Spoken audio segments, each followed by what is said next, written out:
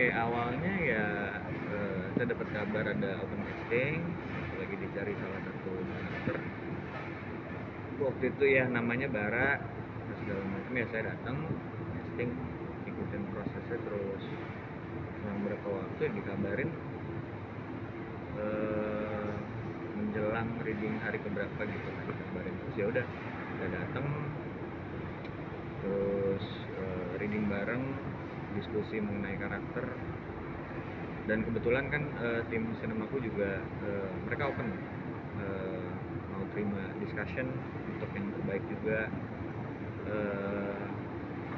Inara juga yang baru menyandang sebagai apa ya film pertama sebagai sutradara, dia keren banget, dia willingly untuk ngasih yang terbaik, jadi dia benar-benar mau ngebedah sama-sama before story-nya, walaupun tanda kutip di cerita ini peran saya nggak banyak, maksudnya nggak terlibat dalam scene yang banyak gitu.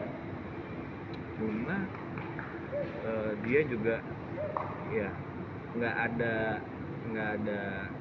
sebelah mata gitu kayak karena tokoh ini sedikit ya nggak usah dipenting-pentingin amat atau apa gitu, nggak ada. Jadi benar-benar semuanya diprioritasin yang cukup untuk menyampaikan cerita yang mau disampaikan gitu. Dan kalau mengenai kerja sama sinemaku itu sih kurang lebih awalnya gitu. Ini kebetulan saya pertama juga sih di sini. Anaknya detail terus memang passionate sama yang dikerjain.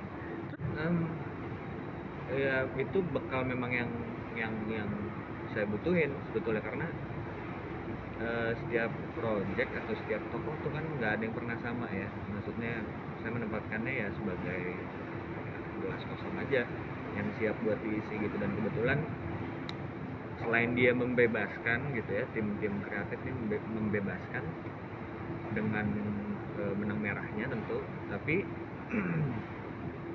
ya itu yang tadi saya bilang, mereka open discussion aja untuk mengenai gimana ya, berarti kalau adegannya cerita awal munculnya begini, berarti ada apa nih di belakangnya gitu. Kita sama-sama buat ngulik itulah yang terbaik gitu. Betul. Jadi itu jadi jalan saya project ini menyadarkan saya bahwa bahwa saya kira selama ini saya bisa switch on off dengan cepat gitu dalam menangani satu karakter. Tapi di sini ternyata saya menyadari saya nggak bisa secepat itu. Jadi dari apa yang udah digodok dari persiapan, nah begitu di lokasi bisa dengan perjalanan pace ceritanya seperti apa, ternyata ada perubahan-perubahan lah. Nah perubahan-perubahan itu yang saya nyadar bahwa aduh, andai kalau saya bisa adaptif lebih cepat, it's gonna be even greater gitu. Dan sayangnya ya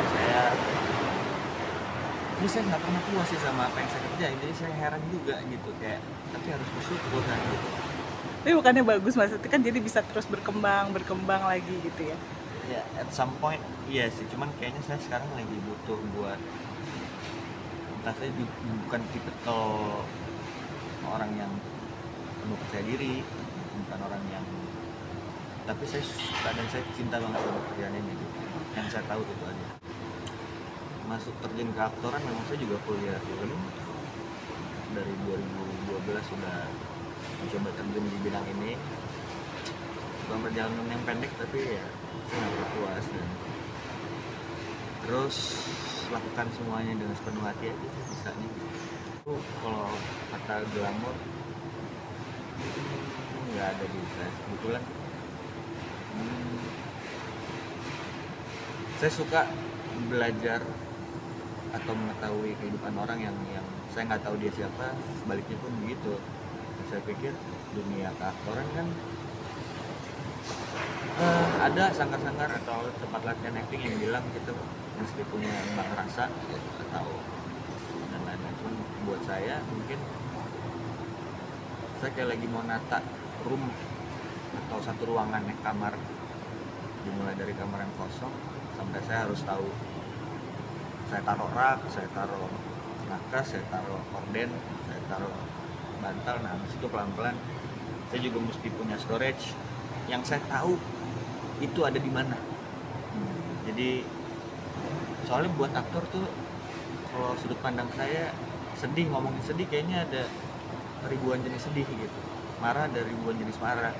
Kalau kita nggak tahu kita nyimpennya di mana dan kapan mesti dikeluarin, trouble gitu. Akan mempengaruhi ke kehidupan sehari-hari atau gimana tuh jadinya? Tentunya iya, kalau kita nggak bisa, oh iya nih nagrek nih bukan si ini gitu ya, nggak bisa keluar cepet-cepet ya. Terus ini kerjaan sebetulnya ngegerogotin dari dalam sebetulnya. Harus ya, kalau mau jujur ya akan ngegerogoti tentu, tapi kalau kata anak sekarang ya healing ya. Liburan, tapi kan yang ngegrogotin justru membuat kita lebih layak jadi manusia ke depannya sih.